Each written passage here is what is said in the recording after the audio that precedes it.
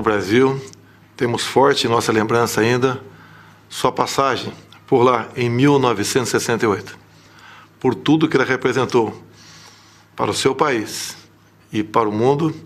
O momento é de pesar e de reconhecimento por tudo aquilo que ela fez pelo mundo.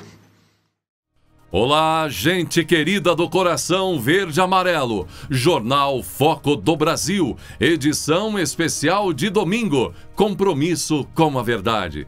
Mais uma vez, pergunto de qual lugar maravilhoso, abençoado do nosso lindo Brasil ou de qualquer outro país do mundo você assiste ao Jornal Foco do Brasil. Participe, deixe sua opinião, é muito importante, participe do chat ao vivo, é sempre muito bom saber sua opinião, seu comentário e veja se o sino de notificações está ativado para receber nossas atualizações diárias. E vamos agora às notícias que foram destaques durante a semana. Divulgado no canal Notícias do Brasil, momentos do presidente Jair Bolsonaro conversando com apoiadores, onde o presidente falou sobre diversos assuntos.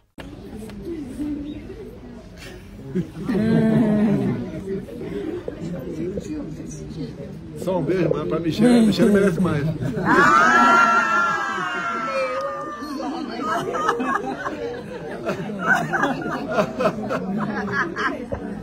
Ano passado o Galo foi com tudo. Deu uma brochada, Galo. Eu não posso falar que não é compatível com o chefe de Estado. Não é compatível. Uma criança aí. É bonito aqui, né? Eu queria me aposentar e ficar aqui, pô. Muito feliz, a sua gravata está impecável.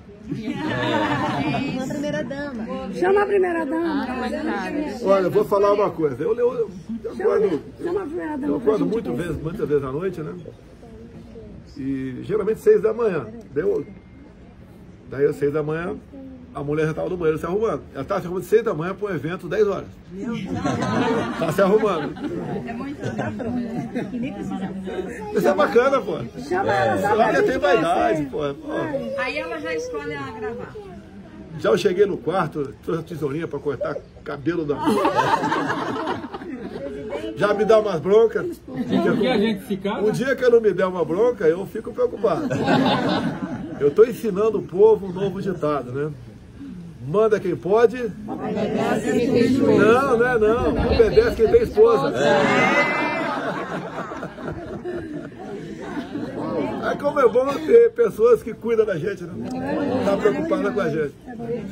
Curioso com essa numeração. Eu ia falar isso, o número. Aqui já correu, aqui eu perdi aqui. Eu só fiz um ponto aqui, ó. Eu só jogo quando acumula. E vai que eu ganhe, mas vão falar que é fraude. Arranjei um problema. Anotaram o número aí? A primeira-dama Michele Bolsonaro disse que a mulher é a ajudadora do esposo, assim como diz a Bíblia em Gênesis 2,18. Disse mais o Senhor Deus: não é bom que o homem esteja só, far-lhe-ei uma ajudadora que lhe seja idônea. Ela também afirmou que, por ser espiritual e o presidente Jair Bolsonaro técnico, eles se completam. Vimos essas palavras neste encontro que eles participaram em Natal, Rio Grande do Norte, e as palavras repercutiram no dia seguinte, nesta quinta-feira. As declarações foram dadas pela primeira-dama na agenda de campanha de Bolsonaro em Natal, Rio Grande do Norte. Aqui tem um homem, talvez um pouco mais técnico, mas aqui tem uma mulher espiritual. Então eu acho que se completam, né? Tem que ser assim, minhas amadas. A mulher é a ajudadora do esposo, não é isso? É a gente que aguenta, né? Mas graças a Deus, Deus tem falado muito ao coração do meu marido, disse Michele em relação a Bolsonaro. Com cada vez mais popularidade nas redes sociais, Michele tem ganhado espaço na campanha de Bolsonaro, chegando a gerar contestações e imbróglios com o Tribunal Superior Eleitoral. A oposição está terrivelmente chocada com a força de Michele Bolsonaro na campanha, como ela é querida pelo povo brasileiro, e por isso tem pedido que o plenário do TSE confirme uma decisão que restringe, aliás, já definiu, não é?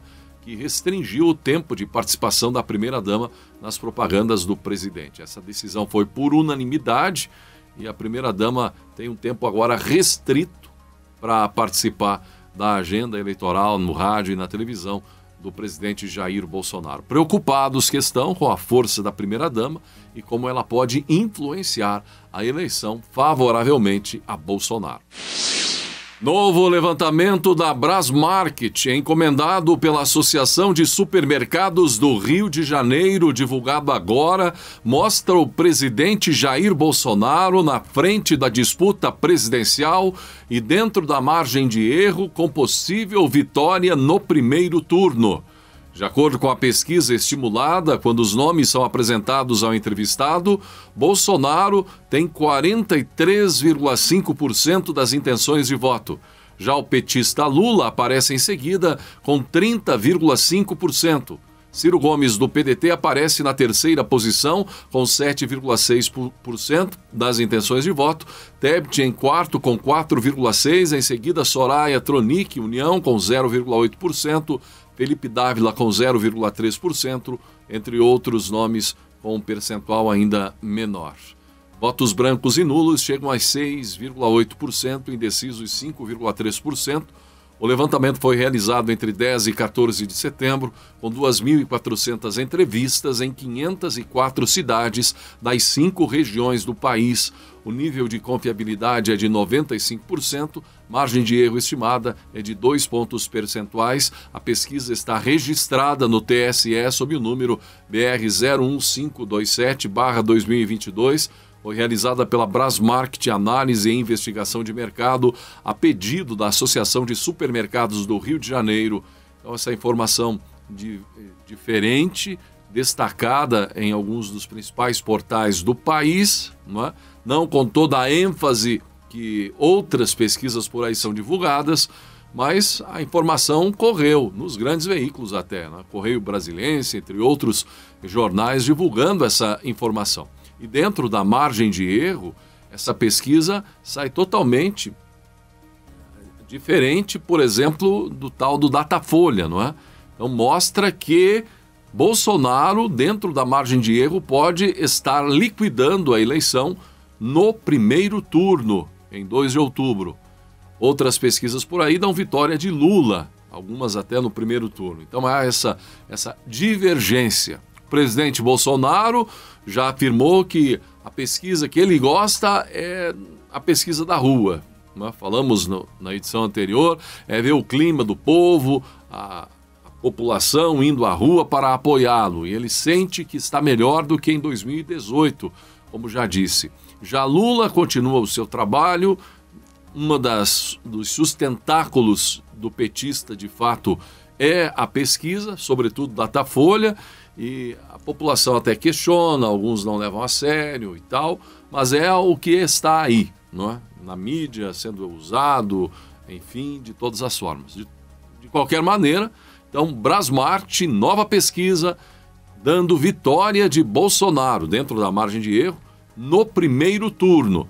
E sem considerar a possibilidade de vitória em primeiro turno, ele está 13 pontos à frente do petista, de acordo com essa pesquisa.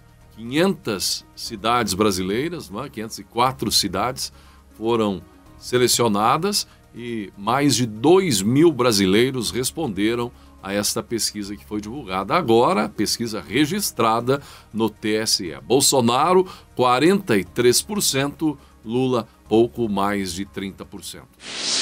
O ex-presidente Lula, petista, candidato agora novamente, ele foi entrevistado por William Vac na CNN Brasil. E o petista foi confrontado pelo jornalista da CNN, que citou dados do IBGE e falou sobre déficit orçamentário. Vamos ver o que aconteceu nesse período, logo depois que o senhor teve 2 mandatos, depois veio Dilma. Nós tivemos, como o senhor descreve, uma política voltada para criar superávites primários, ou seja, capacidade de criar os superávites sem considerar o pagamento de dívida.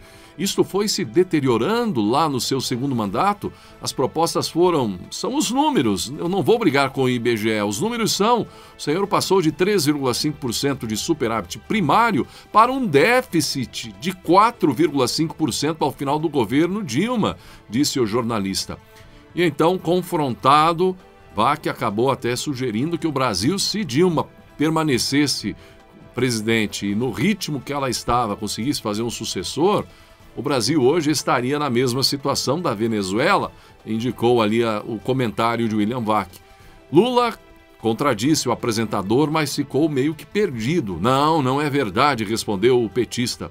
Então Wack se comprometeu a checar a informação. O quê? A gente checa, disse Wack. E o petista passou então a procurar dados nos papéis, revirar, meio perdidão, não é? Eu tenho aqui para lhe mostrar, respondeu Lula, mas cadê a informação? William Wack prosseguiu e fez uma pergunta. O que eu quero descrever é, a partir daí, e também lhe perguntar o seguinte, a ideia de que o Estado seria um grande indutor do crescimento através de volumosos investimentos e papel dos bancos públicos, essa ideia acabou no maior desastre econômico brasileiro do século, disse Wack a Lula. Nenhum país que não esteve em guerra perdeu tanta renda como o Brasil perdeu ali entre 2014, 2015 e 2016. Ou seja, a fórmula aparentemente não funcionou. O senhor vai insistir nela, quis saber Wack. Lula então parou de procurar os papéis e desconsiderou a fala de Wack e partiu para outro assunto e tentou convencê-lo de que a informação não era real, desviando da resposta. O fato é que infelizmente, gente, William Wack tem razão, infelizmente porque quem pagou o pato foi o povo brasileiro. Além do desastre que Wack comentou, tem a bomba da corrupção. E nós perdemos sim. Em uma época onde o mundo vinha de vento em popa, com a China todo vapor, carregando o mundo nas costas, não é? Comprando, distribuindo riquezas. Aí vimos que infelizmente o Brasil perdeu o bonde da história, o cavalinho passou e o Brasil não montou. E isso foi dramático, porque além da gestão não ser compatível em aproveitar as oportunidades para construir pilares de sustentação para o desenvolvimento do Brasil, ainda vimos que os escândalos e a roubalheira foram ao ápice, o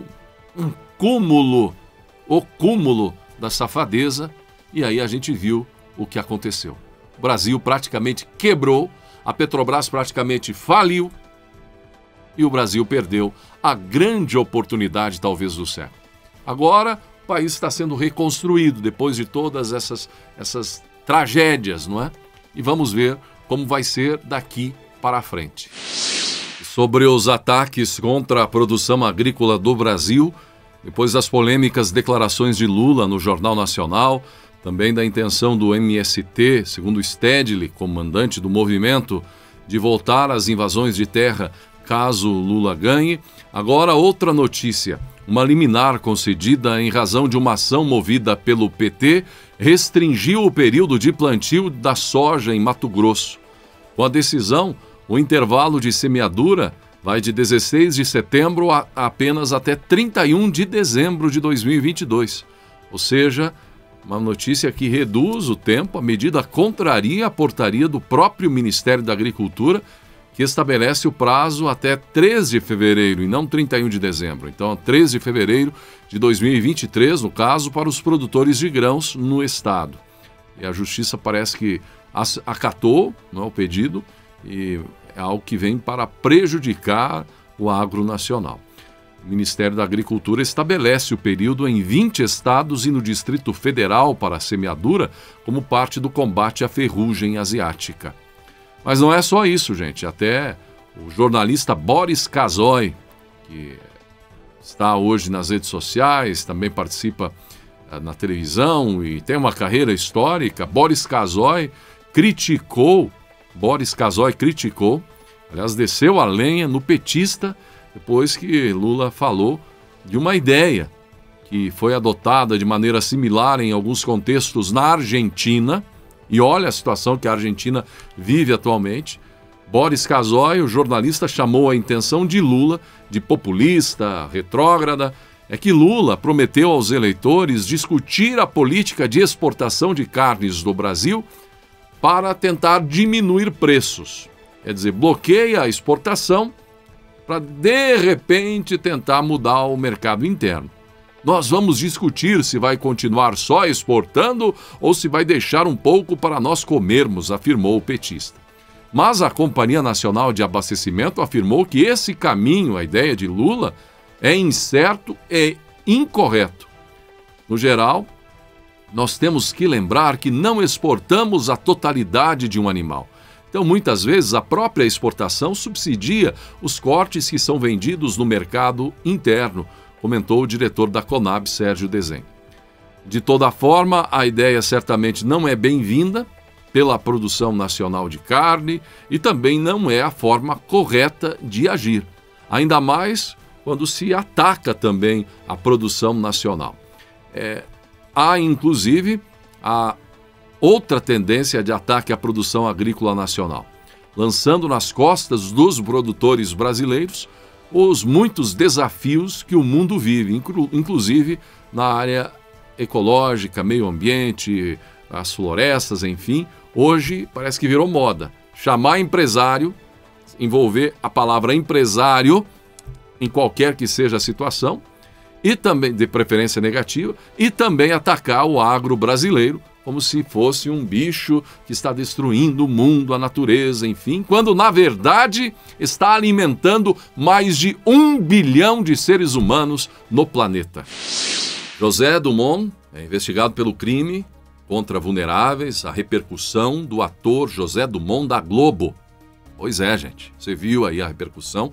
Ele agora não integra mais o elenco da novela Todas as Flores, escrita por João Emanuel Carneiro. Estava prevista a estreia em outubro agora na plataforma Globoplay. A decisão da emissora foi tomada após o artista de 72 anos, ele é conhecidíssimo por diversos trabalhos na TV e no cinema em 40 anos de carreira, ele ser preso pela Polícia Civil do Rio de Janeiro, com essa suspeita de armazenar imagens complicadas, não é, contra vulneráveis, crianças, coisa horrorosa. De acordo com a polícia, Dumont foi alvo de buscas em um inquérito da Delegacia da Criança e do Adolescente, que o investiga pelo crime de atos contra vulneráveis.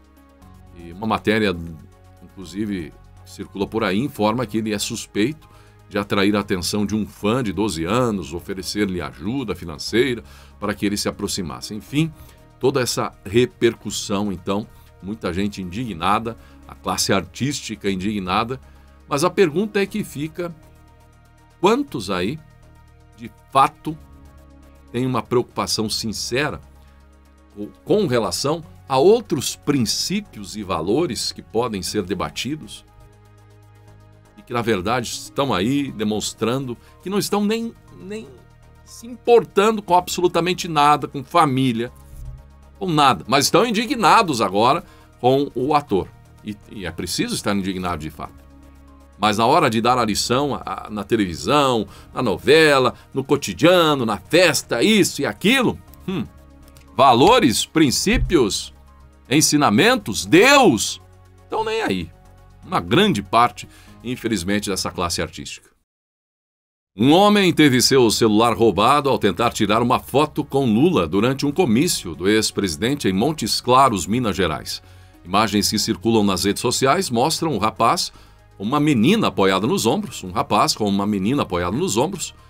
posando ao lado do petista, com a ideia de fotografar, né, segurando o celular.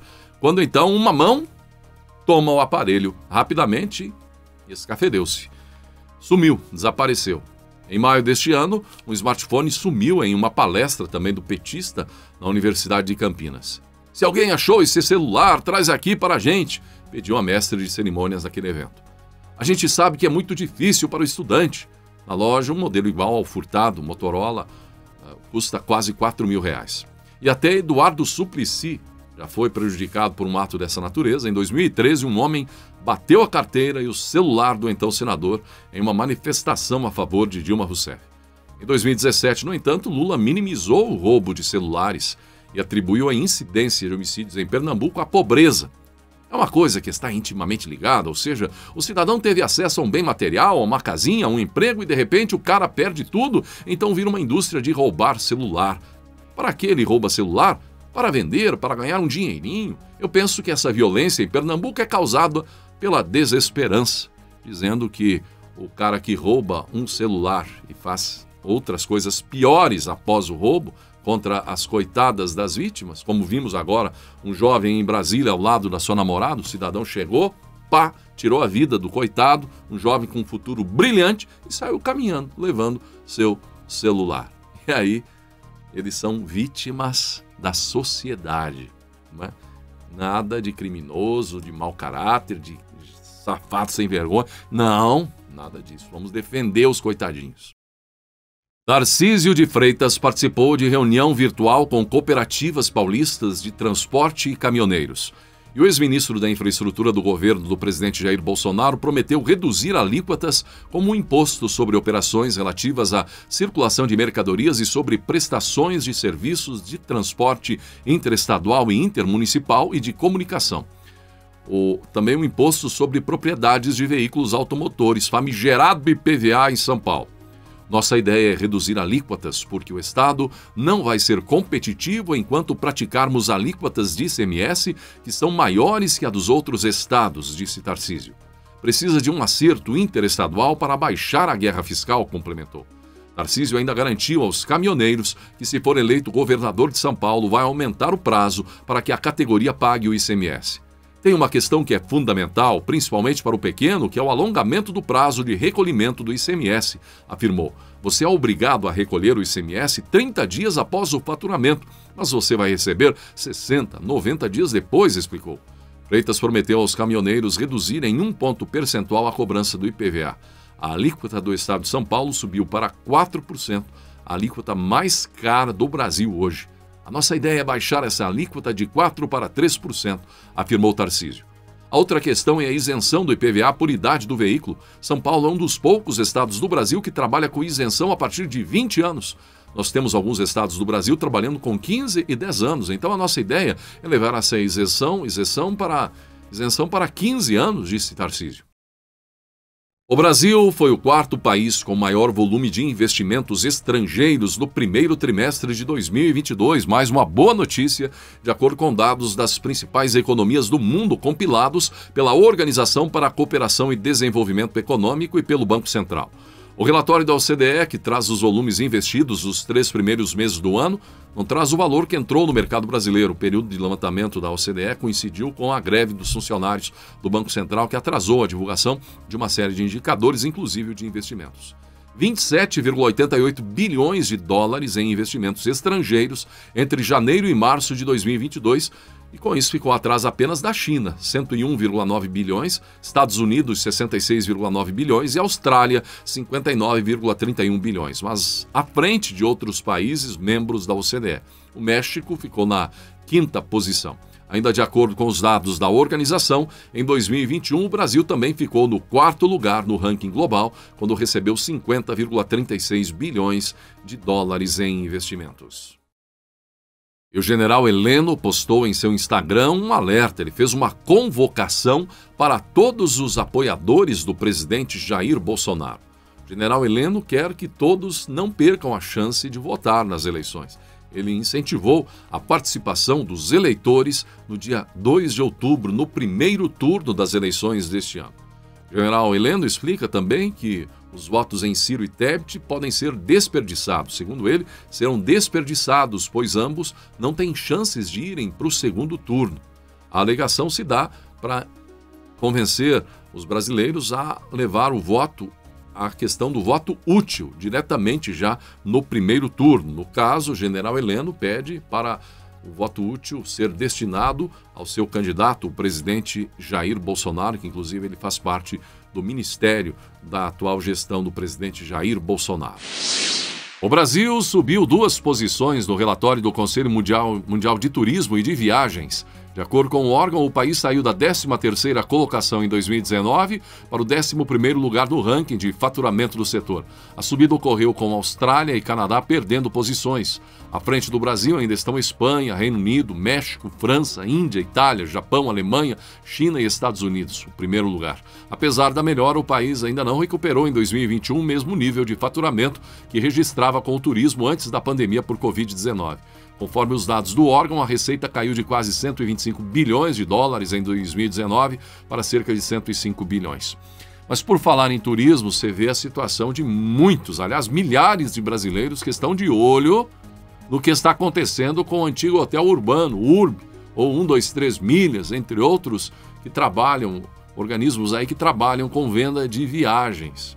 Muita gente preocupada, pacotes aí vendidos a um preço irrisório se comparado com o custo geralmente estipulado em outros lugares, mas que no fim das contas agora milhares de brasileiros estão recebendo a triste notícia de que não poderão realizar o seu sonho.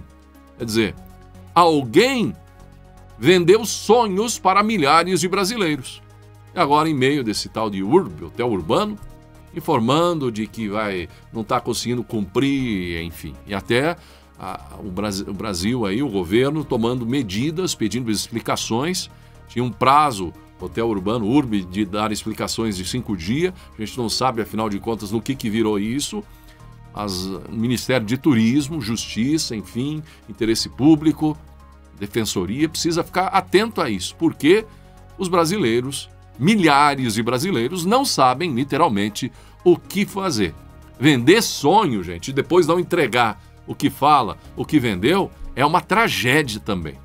Lamentável isso, é preciso responsabilidade. Gente aí que perdeu a viagem de lua de mel, que teve que adiar casamento. Gente que comprou passagens para ir para a Disney, ciente de que pelo menos era uma trajetória séria de pessoas responsáveis, e de repente o sonho foi por água abaixo. E é só procurar aí no Reclame Aqui, na internet, dezenas e dezenas e até milhares de comentários. Pessoal sem resposta, não se sabe o que está acontecendo, o que vai acontecer. É preciso mais responsabilidade com os sonhos dos brasileiros. Nesta segunda, dia 12, o presidente Jair Bolsonaro participou de um podcast coletivo com influenciadores cristãos. A edição contando com a apresentadora Karina Bach, os pastores Luciano Subirá e Teófilo Ayashi, os cantores Luma Eupídio, Felipe Vilela, Brunão Morada e Matheus Guimarães, além do DJ Ricardo Medina. O objetivo do bate-papo é tirar dúvidas de jovens cristãos em relação à temática da política, entre outros, inclusive sobre o atual governo, as eleições. Então é este momento aí, movimentando as redes sociais, a internet, conhecidos influenciadores digitais, incluindo a famosa modelo, a apresentadora Karina Bach, entre outras atrações que entrevistaram, sabatinando o presidente Jair Bolsonaro. E é importante saber que nesta terça-feira também tem uma sabatina à noite, não é? Com o presidente Jair Bolsonaro participando do programa do Ratinho em sabatina. Além dele, devem participar outros candidatos à presidência, mas nesta terça, dia onde o presidente Jair Bolsonaro participa, então, de uma sabatina com o apresentador Ratinho. Enquanto isso, a repercussão, então, também desta sabatina, entrevista, conversa com influenciadores cristãos, incluindo pastores, não é, como falamos, a Karina Bach, entre outros, e também DJ Ricardo Medina. E assim chegamos ao final de mais uma edição do Jornal Foco do Brasil. Não esqueça da importância de ter você curtindo, compartilhando, se tornando membro do nosso canal. Vocês que tornam o Foco do Brasil uma realidade e queremos seguir todos os dias na sua companhia. Venha também ser parte dessa comunidade verde e amarela. Gratidão pela sua atenção e que Deus abençoe a você e a sua família.